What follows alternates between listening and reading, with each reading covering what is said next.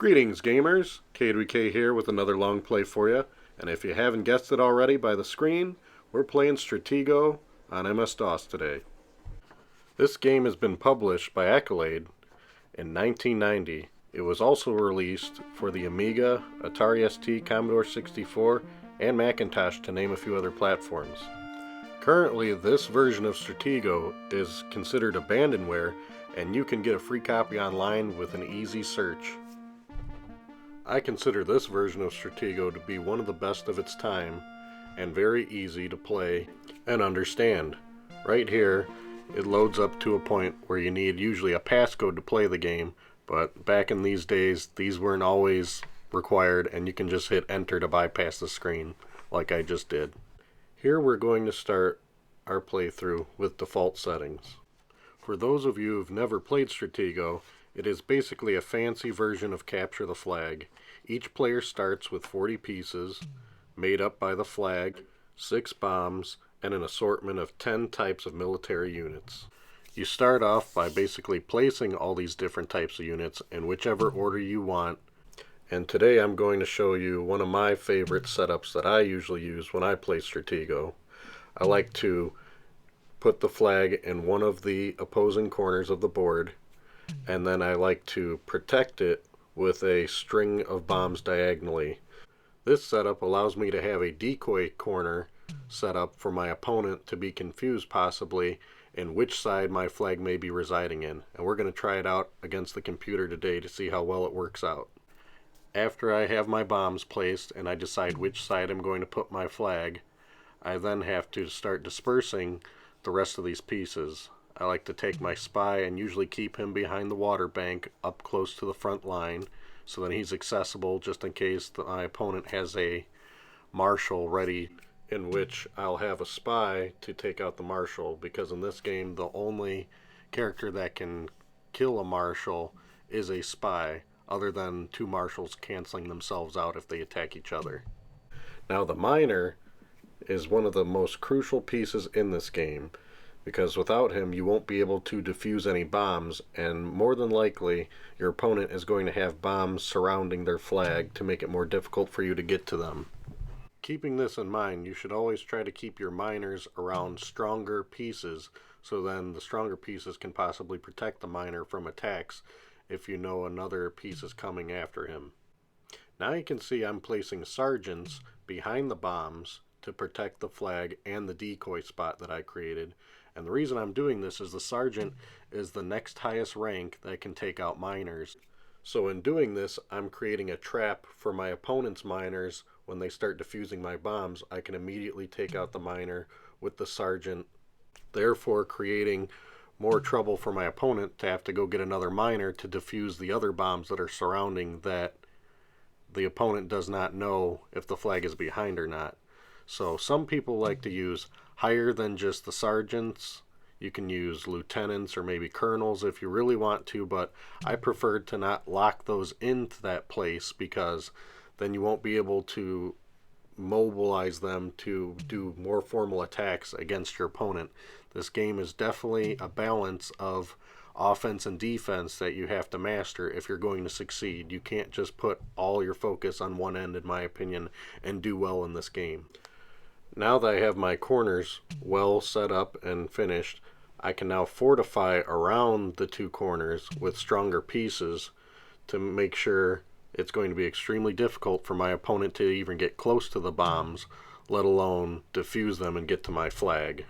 One complaint I have about this game in particular is the order that all the pieces are ranked. On my actual board game version of this game, the numbers are reverse. So a number 10 piece would be the strongest, as opposed to the number 1 piece is the strongest in this game.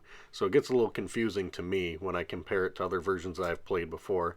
And unfortunately, in the settings of this game, I can't find a way that you can even change that setting if you prefer the number order to be different or not.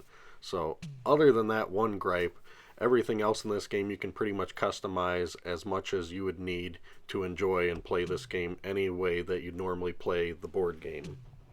Now that I almost have all my pieces in place, you can see that I have a little bit of a theme going on, that I spread out all the strongest pieces of the game with putting a marshal in the center, a general on the left side, and a colonel on the right side. It's good not to have them all crowded in one spot depending on how your opponent has a layout and they're going to attack you. You want to be prepared for anything on a good balanced plane. After all the pieces have been placed, each player takes a turn to move their pieces. Other than scouts, which are the least powerful, the units can only move one space at a time. The flag and bombs can't be moved during the game, so watch out for any squares your opponent does not move when it otherwise logically should, and these could be your goal. When you choose a square occupied by an opposition piece, combat arises, and the lower ranking piece is lost from the game. You have no way of knowing what strength the opposition pieces are until you have hit them. Now you can see from the way that I'm playing is I like to play a little aggressive, and to get the ball rolling I take some of the stronger pieces such as a colonel and a major, and I just like to start attacking to see what the opponent's front line is looking like. Some people like to approach this much less aggressively and use scouts, which I just tried right there and then forgot that when you're using a scout, at least with this setting, I can only scoot him up there. He can't attack. That is an option that you can change in the game that I didn't because this is the default setting. That you can take a scout and you can have a scout attack when you move him across the board on multiple spaces, but that's disabled right now, so all you can do is slide a scout around and you can't attack with them right now, so that's how we're playing. But after you try that, I like to take these strong pieces and just chug on through and see how far I can get until I hit a piece that can take out mine. And once I hit that, then I have an idea of kind of where maybe a protection zone is. Like right there I see that the marshal took out my colonel, so now I know where his marshal is. With me knowing where his marshal is, I can now strategize how I can facilitate my spy to get closer to the marshal and hopefully take him out.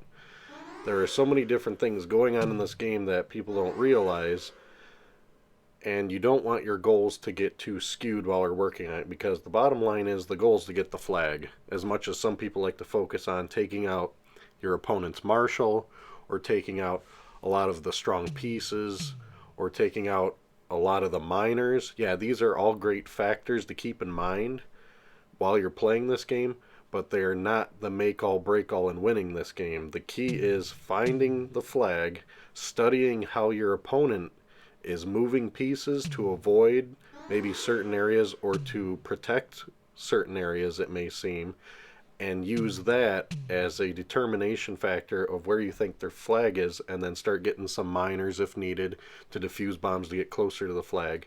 And I think a good approach that I use that kind of stirs things up to get an idea of what's going on is to just take one of the stronger pieces like a colonel or a major and just start knocking through and see how far I can get until I finally hit a real strong piece. Because once I hit a real strong piece, then I can start deciding how I want to attack. Because now that I have identified where the marshal is, I can start facilitating my spy to get to that marshal, hopefully, and take him out. And once the marshal's out of the way, it's kind of nice because then you know your marshal is the strongest piece on the board after that's been accomplished, and you can pretty much mow down anything that moves on the board confidently. Now, the only fear you're going to have is you don't want your marshal to run into a bomb, because no matter how strong your piece is, a bomb's going to take it out unless you're a miner. And another thing to keep in mind is also if your opponent still has the spy character, that will come in handy for them because also the spy can take out the marshal. But if a marshal attacks a spy, the spy is taken out. But if a spy attacks a marshal first, then the marshal is lost on the board. So keep that in mind. If a piece seems to be confident going towards your marshal and you know you've already taken out your opponent's marshal with, say, a bomb or your spy or something else, then you have to keep in mind, is he bluffing possibly? Or is that possibly the spy getting closer to take out your marshal? So really the only fail-safe way you can confidently cruise the board with your marshal is that you've already identified the spy or taken out the spy and the other marshal of your opponent.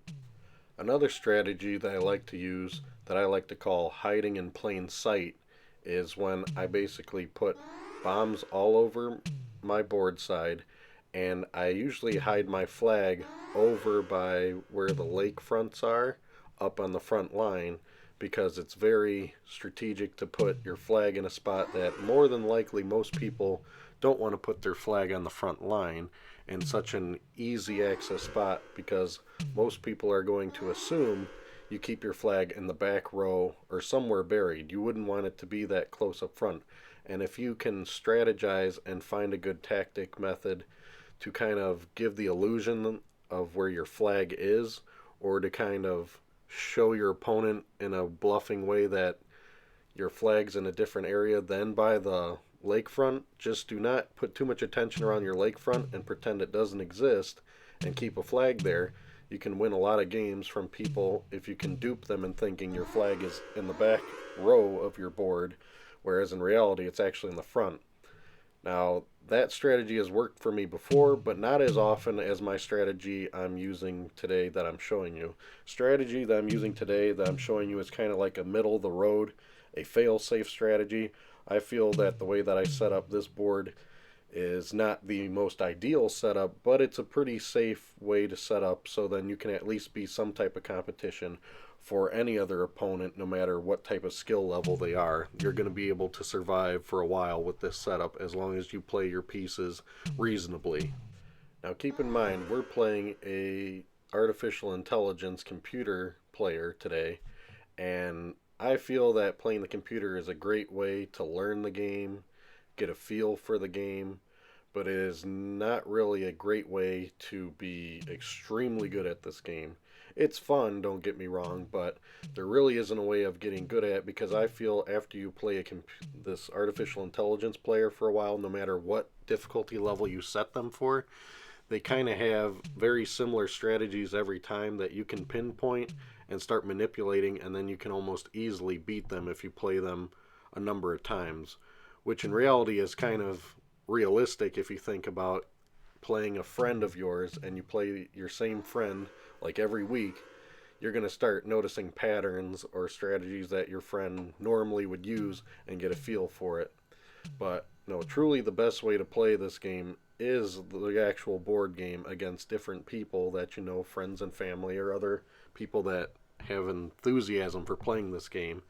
Those are going to be the kind of opponents that you really want to be playing against, because it's going to be much more unpredictable, at least against this game. Maybe there's other more formal or modern games out that Stratego offers. I'm sure there's online versions and versions for mobile devices, but I like to go to the classics, to where it all started, when they started putting board games into electronic formats like we're playing today, and see how they pan out. And I gotta say that this game, considering how significantly old it is, I feel that it ages extremely well. It's simple, it's to the point, it's easy to play and understand, and it's just a great way all around to hone in some skills or test some other strategies on, we'll say, an average human player, because the AI on this, in my opinion, is not very smart compared to a very skilled player.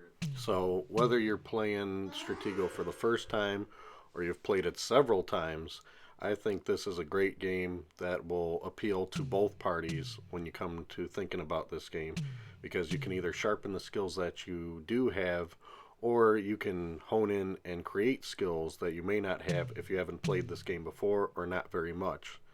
So now that I've gotten farther and we've cleared more of the board, I'm being more confident with my marshal, because I've kind of narrowed down which pieces are moving and which pieces aren't moving. And that's another part of the game that I've noticed a lot of people kind of forget and don't put so much attention to that they should, is it's not paying attention to which pieces so much that you've revealed and which pieces are moving.